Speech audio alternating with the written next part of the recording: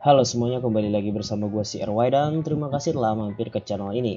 Jadi seperti judul yang telah gue berikan dan juga thumbnail yang sepertinya terlalu greget untuk teman-teman baca karena ada kata-kata yang sedikit menyindir ataupun menyinggung atau dalam kategori clickbait. Jadi di sini gue secara pribadi ingin membahas bagaimana tentang Shingeki no Kyojin Final Season yang kita tahu kalau studio yang membuat animenya pindah dari Wit Studio ke MAPPA. Oke, sudah jelas kan ya?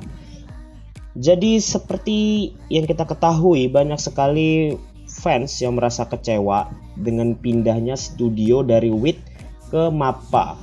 Padahal kita tahu sendiri WIT Studio adalah studio yang berpengalaman untuk membuat Shingeki no Kyojin, bukan berpengalaman di dunia studio anime loh ya. Kalau gue boleh ngasih tahu, season pertama Shingeki no Kyojin itu sebenarnya dibuat oleh studio Production EG. Production EG, yaps. Jadi season pertama Shingeki no Kyojin itu dibuat oleh Production EG. Nah, ini adalah sebuah studio anime Jepang yang karya-karyanya itu lumayan banyak dan salah satu yang paling populer adalah Haikyuu dan juga Kuroko no Basket. Lah, terus siapa itu WIT Studio? Seingat gua, nih tolong direvisi aja atau diperbaikin kalau salah. WIT Studio itu adalah anak studio dari Production EG. Bisa dipahamin ya? Jadi ketika membuat Shingeki no Kyojin season 1, Production EG itu juga sembari mengajak anak studionya WIT Studio untuk membangun anime ini.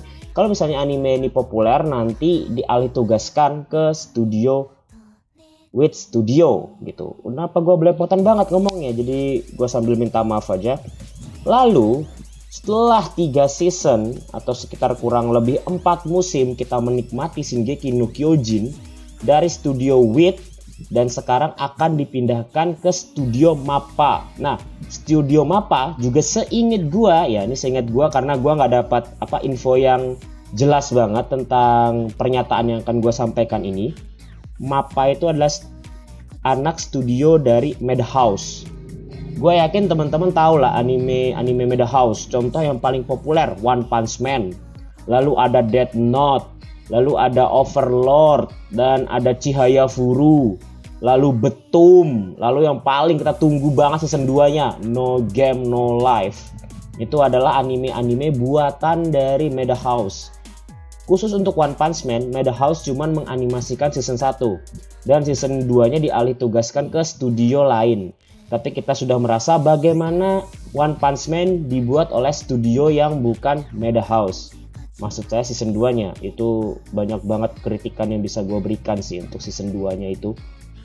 Oke, disitu sudah gue perjelas kalau sebenarnya kualitas dari dua studio utama, Production EG dan juga Madhouse, itu adalah dua studio yang sangatlah luar biasa. Animenya sudah kita tonton dan anime-animenya pun dalam kategori AAA ya. Madhouse, Production EG itu kualitasnya gua samakan dengan A1 Pictures, A1 Pictures, tapi nggak bisa gua samakan dengan Ufotable.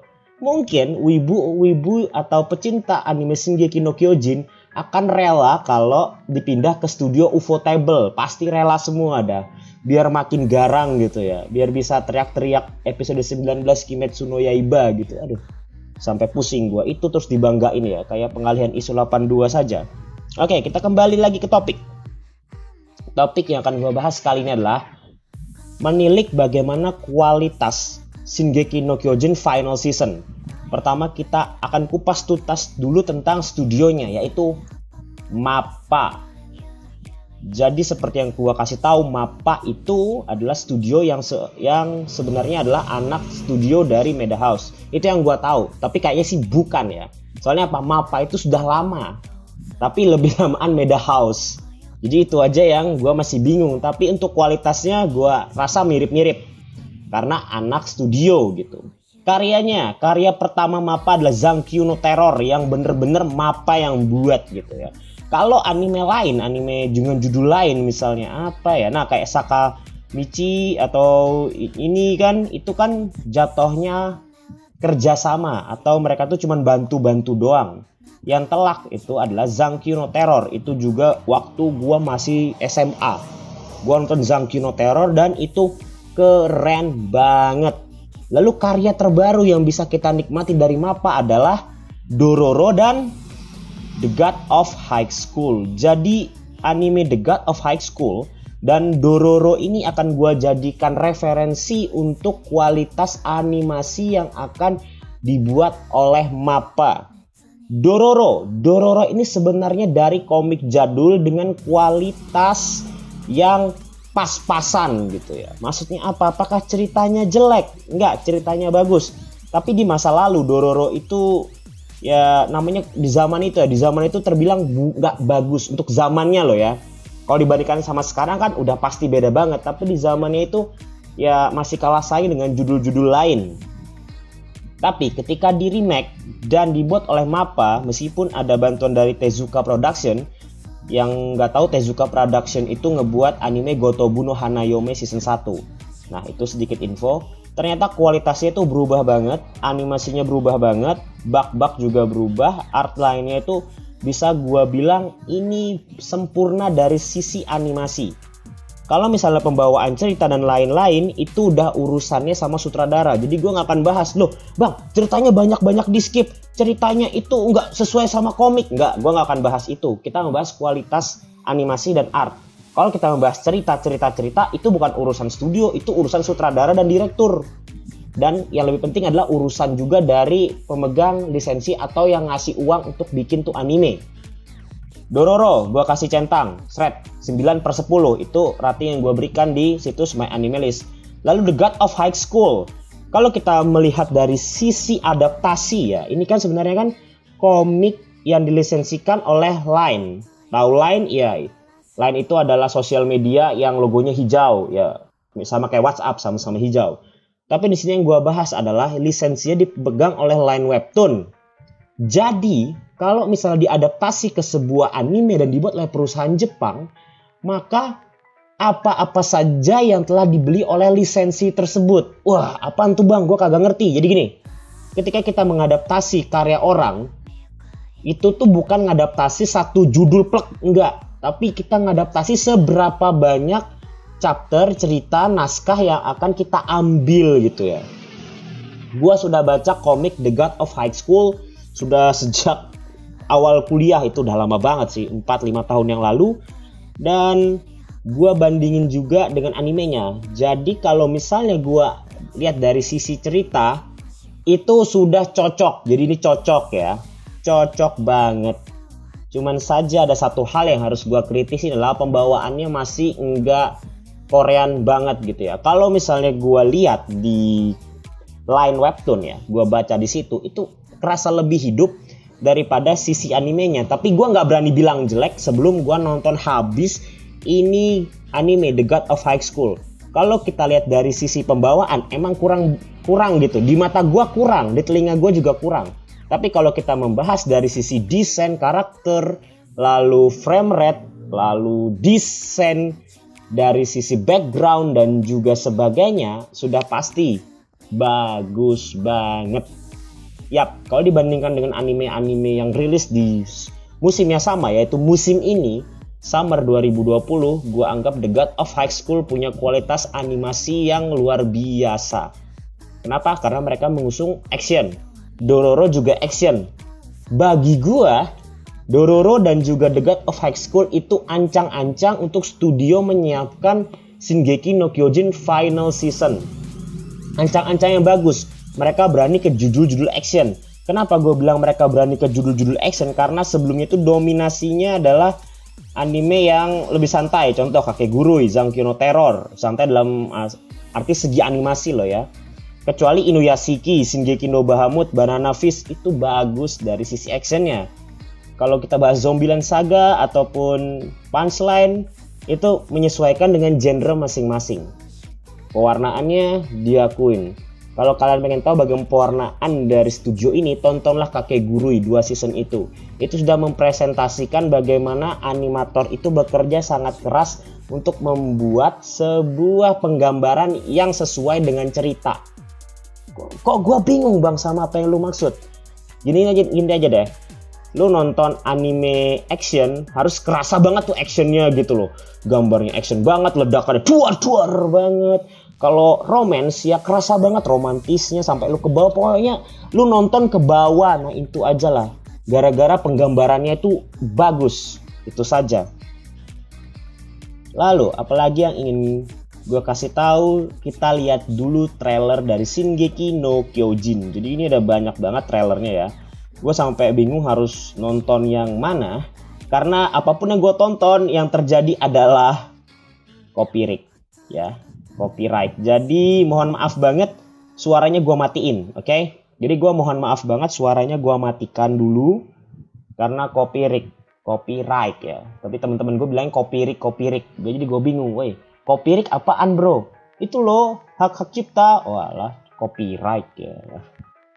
Oke ya, gue matikan suaranya lalu kita coba tonton selama 2 menit.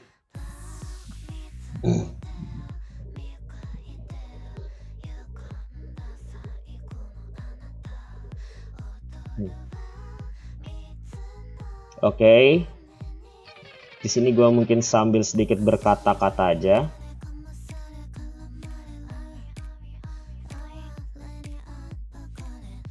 Gue nggak akan membahas cerita mana aja yang akan diadaptasi, ataukah dia akan lebih padat atau nanti loncat-loncat, gue nggak tahu ya. Tapi gue berharap sih semoga lebih padat karena statusnya final season. Oke, Studio Mappa, mereka percaya diri banget ya sampai ngasih tahu di awal trailer kalau dibuat oleh Mappa.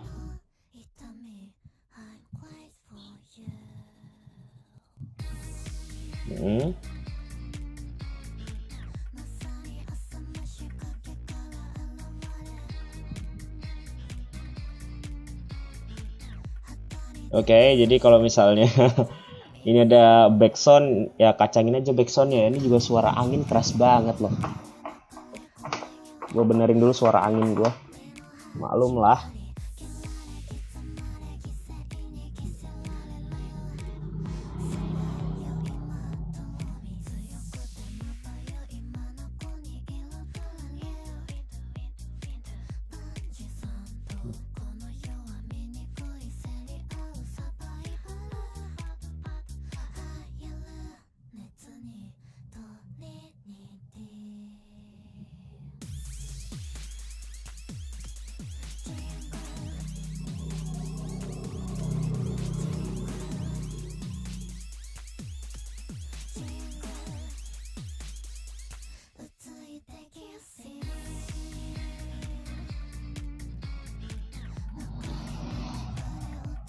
Oke, jadi itu aja trailer yang diberikan, dan gue minta maaf lagi kalau suaranya gue matian karena copyright alias copyright. Jadi kenapa gue memperlihatkan trailernya, yaitu untuk ngasih tahu tentang desain karakter. Ini yang paling penting. Ingat, desain karakter Wit Studio dan Mappa itu sesuai apa yang dibuat oleh Hajime Isayama selaku pengarang.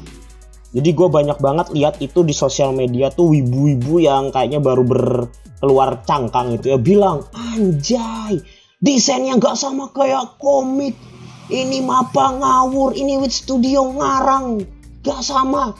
Padahal mereka nggak tahu itu desainnya langsung by Hajime Isayama. Memang yang kita harus ketahui adalah desain dulu dan sekarang itu nggak boleh disamakan. Kalau sama artinya nggak berkembang. Itu aja. Ini yang paling gue kritisin ya. Apalagi itu kalau kita membahas One Piece, itu kan desainnya berubah banget. Padahal desain itu harus ada tanda tangan langsung dari pengarang. Emang nggak ada kompromi kalau masalah desain. Soalnya pasti dikritisin habis-habisan sama mereka yang nonton ilegal itu ya. Kadang gue enak ya. Jadi gue ucapkan aja di sini gitu loh. Jangan hina desain. Tapi kalau misalnya salah penggambaran, oke lah, kayak matanya lebih gede daripada kepalanya yang kayak gitu, oke. Nah, tapi yang desainnya ini sama ini beda dari adaptasi, itu yang kagak oke. Jadi sudah gua tonton dan kita tonton, dan apa kayak ingin gua sampaikan itu pertama, satu, dari trailer yang gua lihat ini adalah warnanya kurang suram, itu aja, itu pertama. Kalau kita ngeliat di adaptasinya itu kan suasananya suram banget ya. Gue baca komiknya gitu, suram banget kata gue kan. Nontonnya kayak ngeri sedap, tapi ya wow gitu loh. Hajime Ishiyama selaku kreator, pengarang itu mantep banget buat suasananya itu loh. Suasananya itu sesuai gitu, suram, menyedihkan, menyakitkan. Wit Studio berhasil ya kan. Buktinya waktu episode pertama itu booming langsung. Itu kenapa? Karena mereka sukses membawakan suasana suram. Dan trailernya itu pun juga suram. Seharusnya tadi gue liatin trailer season 1 dulu ya, sebelum gue ke trailer final season. Dan apa yang gue lihat di season final ini adalah kurang suram aja gitu untuk membuat trailer. Atau gara-gara ceritanya itu lebih ke action, lebih ke menghabisi atau perang atau lain-lain, gue kagak tahu. Gue harapannya adalah satu, yang nanti anime ini akan dibuat oleh studio MAPPA adalah bisa mempertahankan eksistensi dari pembawaan genrenya. Ingat, genrenya itu kan drama, tragedi, dan horor. Itu komiknya, ya kan? Kalau nggak percaya kita lihat dulu aja di sini. Kemana ini? Gue harus ke details. Kalau nggak salah, komiknya itu genrenya horor. Nah ya kan, horor dia, horor, shonen, superpower, drama gitu. Itulah yang harus dibawa. Drama horornya ini loh, yang suasananya harus dijaga oleh studio MAPPA. Kalau misal nanti suasananya suram dan gitu-gitu, itu harus dijaga. Jangan sampai suasananya suram, mukanya kawaii banget, imut banget. Itu yang gue takutin. Kenapa? Dari trailernya aja gue lihat wajah-wajahnya itu kayak nggak ada beban hidup lagi gitu. Beda banget kayak yang dibuat tweet. Kayak mukanya itu kayak jarang mandi gitu semua. Tapi gue harus melihat juga nanti adaptasinya itu seperti apa dari MAPPA. Tapi sebelum kita lihat adaptasinya itu akan seperti apa, kita lihat dulu siapa saja sih orang di belakang dari Shingeki no Kyojin Final Season. Kita akan membahas dulu dari direktur. Direkturnya jelas direktur MAPPA ya. Gua harapannya satu, ngebawa direktur yang sebelumnya. Tapi nggak terjadi. Itu yang akan jadi masalah terbesar di Shingeki no Kyojin Final Season, yaitu adalah tidak membawa direkturnya yang lama. Sama seperti wakilnya juga nggak membawa yang lama. Dan kalau gua perhatikan direkturnya ini, dia itu mengadaptasi anime-anime yang memang animenya MAPPA, kebanyakan punya studio MAPPA, dan juga anime-anime yang punya judul besar kayak Trigun, Inuyasha maupun Hunter x Hunter. Lihat sendiri kan anime mereka itu seperti apa. Yap, anime mereka itu dapat nilai pemasaran yang bagus. Jadi seharusnya pemasaran dari anime ini harusnya juga sudah bagus. Tapi yang kita tahu, anime ini sudah terkenal. Jadi nggak usah lagi dipasar-pasarkan. Gua nggak tahu sih, ini nanti kehebatan Yahashi Yuichiro-san selaku direktur itu mau dibawa kemana. Karena selama ini anime-animenya itu yang dari judul yang biasa-biasa aja bisa ditonton oleh banyak orang. Fungsi direktur tuh nggak cuman memproyeksikan animasi, tapi juga memproyeksikan anggaran. Lalu berikutnya, ini yang lumayan penting sekali untuk gua bahas. Ini adalah informasi di sebelah kiri, teman-teman bisa lihat gua blok ya. Merasa ada yang hilang? Yup, yang hilang adalah lisensornya belum kita ketahui. Gue juga masih nanya-nanya siapa lisensornya. Kenapa ini gue anggap yang paling penting? Karena mereka yang modalin. Sebagus-bagusnya studio, bahkan Ufotable, tapi dikasih duit 10.000, mereka bakal bikinnya kayak buatan anak SD. Tapi kalau misalnya lisensor atau investor ngasih dana tak terbatas, bahkan studio kayak laptop gue pun bisa bikin lebih keren dari Ufotable asal uangnya ada. Ini aja. Ini gue kagak tahu sama sekali ya. Semakin banyak lisensor atau investor, maka dijamin semakin bagus juga animenya. Coba kita tilik dulu dari season sebelumnya. Itu ada judul apa saja? Judul apa saja? Siapa saja yang menjadi lisensor? Dari season 1 saja ya. Oke, lisensor season 1. Funimation. Ya. Situs berbayar langsung ya, ini sebuah perusahaan besar yang ada di US, tentu saja ada dana kuat banget untuk ngebangun anime ini, jadi nggak usah dipertanyakan lagi dah ya. Bahkan tanpa lisensor yang lumayan populer kayak Kadokawa, Aniplex, lalu Bushiroad dan lain-lain, ini juga sudah cukup untuk menanggung 25 episode dari Shingeki no Kyojin. Coba kita ke season 2. Wu yang jadi list sensor season 2 masih sama. Artinya mereka dipastikan mempertahankan kualitas karena pendananya pun masih sama. Yang ngasih dana masih sama. Dan kita cuma berharap satu hal aja di season 4. Kalau masih ingin mempertahankan kualitas, maka Funimation adalah lisensor dari animenya. Itu akan membuat anime ini bisa mempertahankan kualitas. Mau kualitasnya lebih baik, tentu saja ditambah lagi dong investornya. Ada uang, ada barang ya. Ada harga, ada rasa. Itu aja yang kita yakinin sampai sekarang gitu loh. Dan satu hal lagi yang ingin gue bahas, selain kita sudah membahas bagaimana orang di belakang anime ini kelak dan bagaimana perbandingan dari sisi studio dan lain-lain, ada satu hal lagi, yaitu adalah tentang diundur. Gue nggak tahu, yang harusnya rilisnya itu September lagi, Oktober 2020, tiba-tiba jadi TBA ya.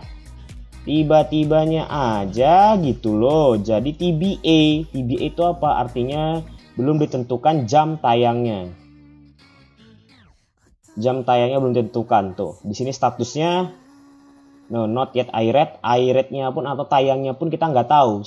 Padahal harusnya itu adalah Oktober 2020. Harusnya bisa kita nikmatin itu 2 bulan lagi atau 40 hari dari sekarang. Tapi ternyata diundur. Gua harus kasih tahu. Diundurnya ke tahun kapan nih? Sudah nunggu lama. Nah, ini jadi pertanyaan besar buat kita. Gue akan ngasih tahu satu hal.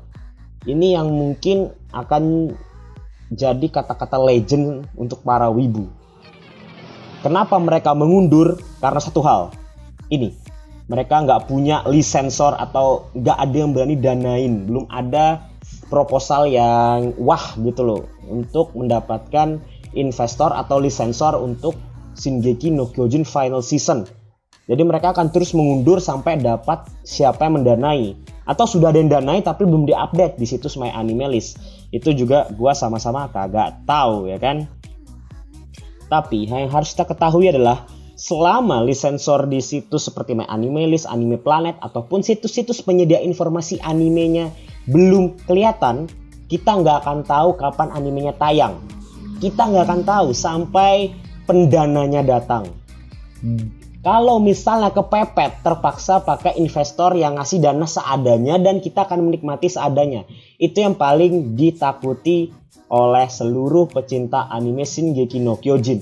Jadi gue lebih memilih, lebih baik cari dulu, biarpun nunggu setahun nggak apa-apa. Tapi dapat yang mau ngasih dana, apalagi dananya besar, ketika animenya rilis terobati karena kualitasnya memuaskan daripada pas dapat cuma ngasih seadanya lalu bikin seadanya, mau studionya apapun kalau uangnya seadanya ya seadanya gitu. Itu adalah semua bisa gua katakan. Lalu kesimpulan, jadi ini silahkan aja ya di komentar tuh letakin aja menit kesimpulannya aja. Jadi buat temen-temen itu nggak repot, ini sudah 20 menitan ini, ngapain juga dengerin gua ngebacot 20 menit. Kesimpulannya adalah pertama, anime ini akan bagus dan akan lebih bagus dari season-season sebelumnya. Itu yang gua percaya. Kenapa? Karena satu, studionya dialihkan. Wit Studio berkata pengalihan itu karena beban kerja yang lumayan padat. Mereka juga ingin judul-judul lain. Ingat, Wit Studio juga ingin membesut satu judul besar yaitu Vinland Saga. Biarkan aja mereka melanjutkan judul besar tersebut agar season 2-nya rilis. Dan gue yakin MAPPA adalah pilihan terbaik. Kenapa gue bilang pilihan terbaik? Karena kita tahu sendiri ini memang studio baru yang memang sudah ancang-ancang untuk membuat anime genre action dengan kualitas yang akan memuaskan. Gue berpikir MAPPA yang mengambil judul ini, bukan Wit Studio yang nawarin ke MAPPA. Gue cuman punya kesimpulan di situ. Karena itulah mereka di trailernya, ya lihat aja trailernya, mereka berani liatin MAPPA gitu loh. Padahal trailer anime lain tuh nggak segarang itu, kecuali dulu White Fox. Dulu White Fox saat trailernya Steins Gate Ini gue kasih contoh aja Steins Gate ya. Itu mereka bikin trailernya mantap banget, by White Fox gitu. Tulisannya gede banget, 1 frame beberapa detik itu cuman untuk ngeliatin nama White Fox-nya doang. Ini nama White Fox. Dan ketika kita lihat animenya, meledak luar biasa Steins Gate dan menjadi anime dengan ranked 2 dengan rating yang luar biasa. Dan gua tonton, ini juga anime luar biasa bagus, cuman gak cocok buat wibu sangean gitu ya. Tapi gua rekomendasikan ke teman-teman, jelas gua rekomendasikan karena animenya tuh bagus banget, rating gak pernah bohong, kecuali emang lu pecinta yang moe-moe. Lalu setelah gue sebutin kesimpulan pertama, kesimpulan kedua gue adalah anime ini kemungkinan besar akan jalan lebih dari 1 musim. Loh, kenapa gue berani bilang kayak gitu? Itu karena kalau ini final season, gue takutnya ada satu hal aja. Endingnya original. Bukan ending yang dibuat oleh Hajime Isayama selaku pengarang, tapi ending yang sudah disepakati oleh kedua belah pihak. Dan gue yakin kalau endingnya dia yang disepakati, 1 core untuk menjelaskan itu terlalu minim ya. Minimal berilah 25 episode. Gue berharap banget. Karena gimana lagi ya. 1 core atau 12-13 episode itu akan kurang kalau cuma menghabiskan seluruh cerita. Nanti akhirnya apa? Banyak yang loncat-loncat, dikasih flashback doang di ending setiap episode. Dan itu nggak nyaman untuk mereka yang sudah baca komiknya. Serius nggak nyaman.